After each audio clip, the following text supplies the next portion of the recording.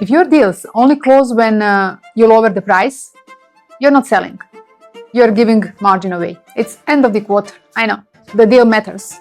The customer pushes some budget and suddenly the fastest answer shows up. Lower the price. The deal may still close, the revenue may still land, but margin drops. Pricing discipline slips. And the customer learns exactly where your pressure sits. You close the deal, the number lands, but you didn't win the deal. You paid for it.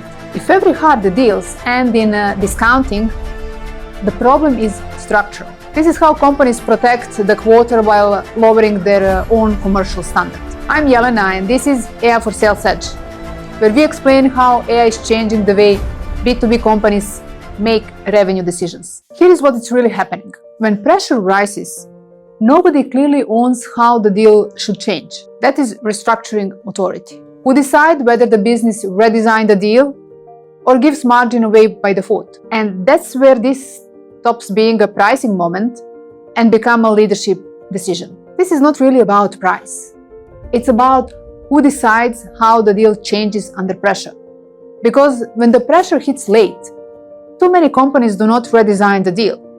They start giving value away to keep it alive. That's the pattern. Water gets saved, the standard gets lowered.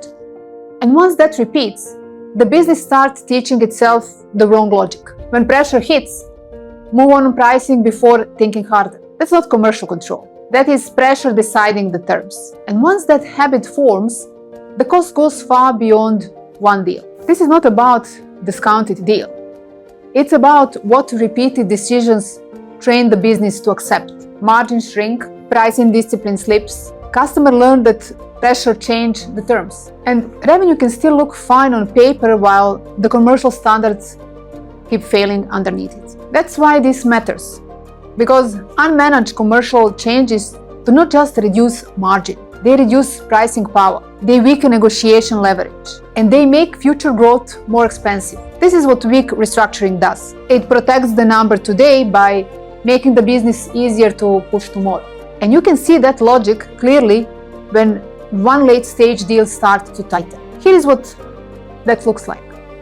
The deal is late stage, the team is already counting on it. Then the customer says the budget is tighter than expected. That's the moment that matters. The rep wants the deal closed, the managers want the quarter protected, leadership doesn't want numbers to change, so the fastest answer arrives first, offer a discount. And the deal may still close. That's where the damage starts. Because the company didn't solve the pressure, it absorbed it. Margin takes the hit, the customer sees the terms move, and weak commercial decision gets recorded as a win. That's how bad restructuring becomes normal. And that happens because many businesses misread the problem itself. This is where many teams get it wrong. When a customer says, "We do not have the budget," that doesn't automatically mean lower the price. It might mean too much too soon, the wrong sequence, the wrong starting point. The customer may not be rejecting the value, they might be rejecting the structure. That is not pricing problem. It's deal structuring problem. And deal structuring problem should not be solved through price by default. The better answer is to change the structure before you change the price. Split the project, phase the rollout, protect the core price, reduce the starting scope without giving away the full value of the deal. Build around the actual constraint. That is what stronger commercial teams do. They do not discount first, they redesign first. So the real question is, why do so many businesses still default to moving on price? Most teams do not fail here because they lack options. They fail because pressure compresses judgment. Discounting feels faster than thinking. It is easier to move on price than to rethink scope, sequence, timing, or rollout. So the business reaches for the fastest relief, not the best one, the fastest one. And if nobody is clearly accountable for protecting the value, pressure will keep producing the same answer. Lower the price, protect the quota. That may preserve the number, but it lowered the standard. And AI is now making that pattern much harder to hide. AI can surface this pattern earlier and more clearly.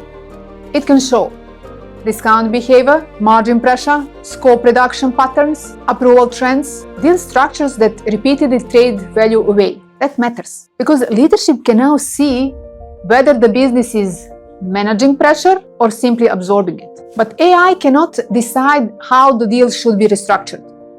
It cannot decide whether the right answer is phasing, repackaging, sequencing, or holding the line. It cannot decide when the business should redesign the deal instead of lowering the price. AI can show where the pressure is changing the terms. Authority decides whether the business redesigns the deal or gives margin away. Those are not the same thing.